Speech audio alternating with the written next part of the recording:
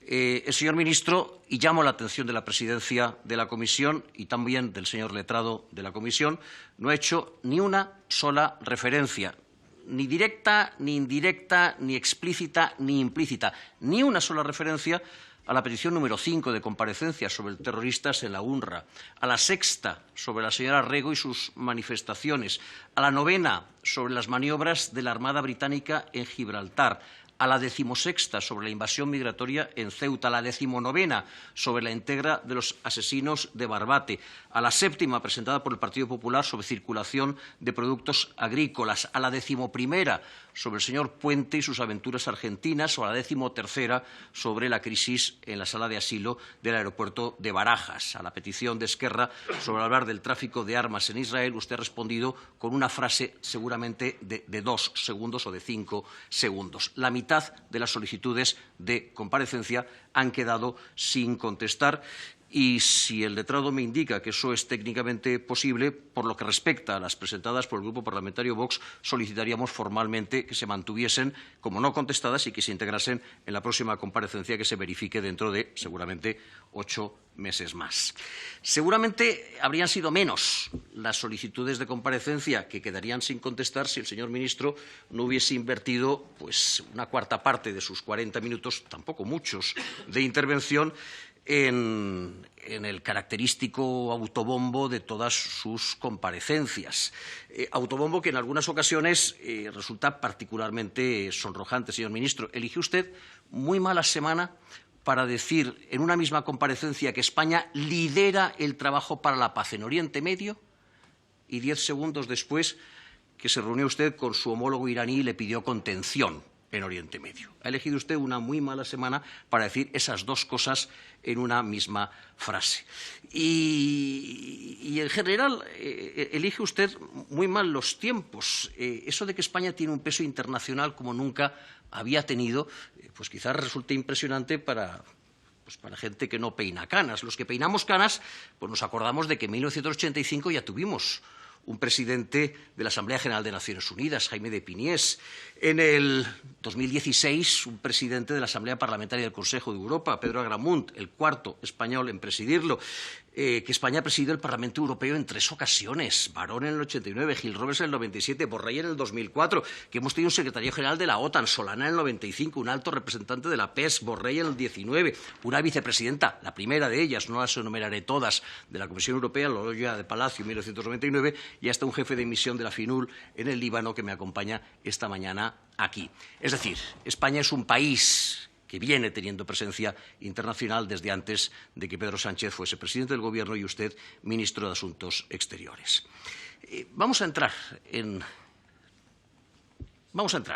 cuestiones que ha mencionado usted. No sigo un orden premeditado. Gibraltar.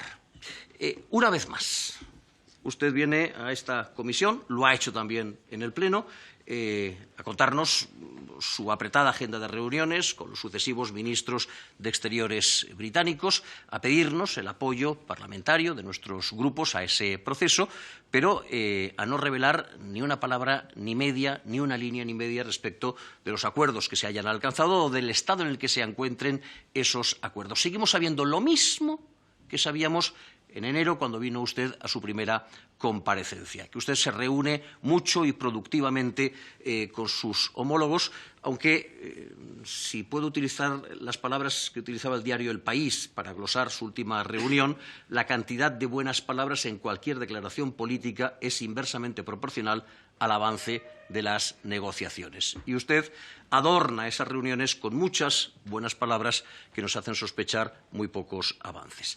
Déjeme que le diga, una vez más, yo también insistiré en cuál es nuestra postura, que se resume en 3 puntos. La primera, que rechazamos por principio la fórmula de 3+1 en esas negociaciones, España, Reino Unido, Gibraltar, más la Unión Europea, como forma de solucionar un contencioso que es eminentemente bilateral. Segundo, que rechazamos la postergación de la cuestión clave de la soberanía en beneficio de otras de naturaleza más cotidiana. Y, en tercer lugar, que rechazamos tanto el secretismo con el que se está llevando a cabo este proceso como la pretensión, repito, de que esta Cámara lo apoye a ciegas.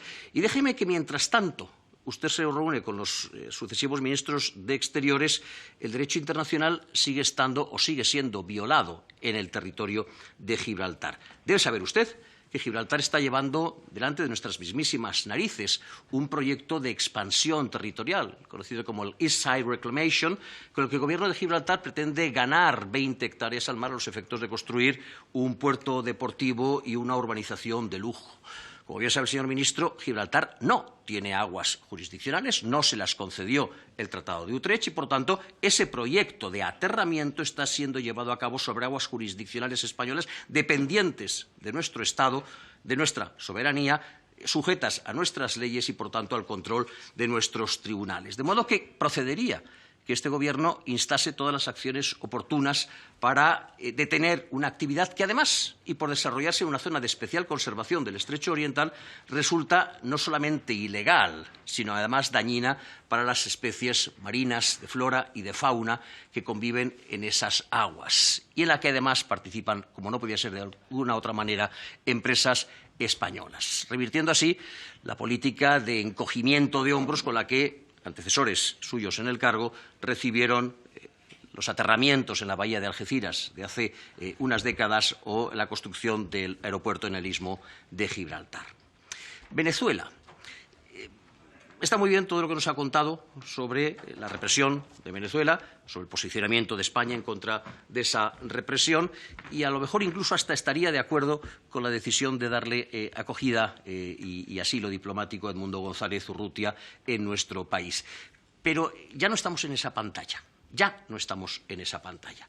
Yo sé, igual que sabe usted, que el Gobierno dirige la política interior y exterior del Estado, pero usted sabe igual que yo que son las Cortes Generales las que representan al pueblo español y las que orientan la acción del Gobierno. Y estas Cortes Generales, este Congreso de los Diputados, solicitó de este Gobierno el pasado 10 de septiembre el reconocimiento formal de Edmundo González Urrutia como presidente electo de Venezuela. ¿Qué medidas ha adoptado su ministerio para materializar esa solicitud? Repito, en acción o en actualización de su competencia constitucional de dirigir la acción del Gobierno del Congreso de los Diputados. Y si la respuesta es ninguna, ¿qué medidas piensa adoptar y cuánto piensa adoptarlas? México. Este partido comparte su respuesta.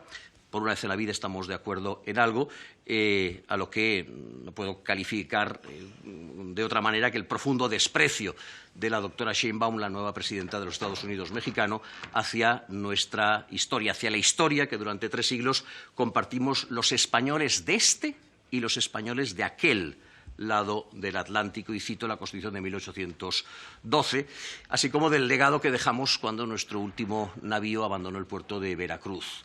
Pero reivindicar ese legado histórico se lo dejo al ministro Urtasun, que estará deseoso de meterse en la cuestión. Lo que de su ministerio esperamos es que usted reafirme nuestro ordenamiento constitucional, que establece que el rey es el jefe del Estado y que en su condición de tal asume la más alta representación del Estado en las relaciones internacionales, especialmente con las relaciones de su comunidad histórica.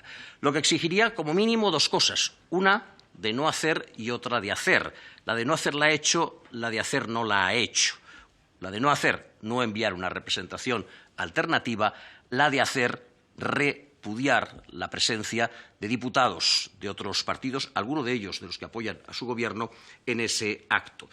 Toda vez que no supone sino una insolidaridad para con nuestras instituciones, una afrenta a la política exterior que dirige su Gobierno y, por supuesto, también a Su Majestad el Rey. Termino con la cuestión que más ha preocupado a algunos de nuestros grupos parlamentarios, que es la cuestión de las lenguas en la Unión Europea. Nuevamente, otro de los clásicos de sus intervenciones. Mire, señor ministro, la insistencia o su insistencia en que el catalán, el vasco y el gallego se conviertan en lenguas oficiales de la Unión Europea es, en primer lugar, una insistencia inconstitucional. La Constitución establece en el artículo 3 que la lengua española es la oficial del Estado y que las competencias en materia de relaciones internacionales son exclusivas del Estado. Vulnera los artículos... Señor Flores, tiene que acabar esta intervención. A menos que Termino quiera rápidamente. acumularla. Atenta contra el Estatuto de Autonomía de la Comunidad Valenciana, que consagra el valenciano como lengua cooficial, y con el Estatuto de Autonomía catalán, que consagra el aranés también como lengua oficial de Cataluña. Es insolidaria para con el resto de los países europeos que tienen mapas lingüísticos tan complicados como el nuestro y que no ejercen esa presión que ejerce usted. Es despreciativa para con las instituciones europeas, cuyo funcionamiento se vería notablemente complejizado de incrementarse el número de lenguas oficiales. Es abusiva Muchas para los ciudadanos gracias, españoles Flores. que tendrían que pagar Finaliza su esos turno. 132 millones de euros al año y es detrimental Señor... para la imagen, termino, de España, toda vez que los desprecios que recibe cada una de sus cartas por parte de las instituciones europeas no hacen nada por mejorar la imagen internacional de nuestro país. Muchas gracias y disculpe, señor presidente.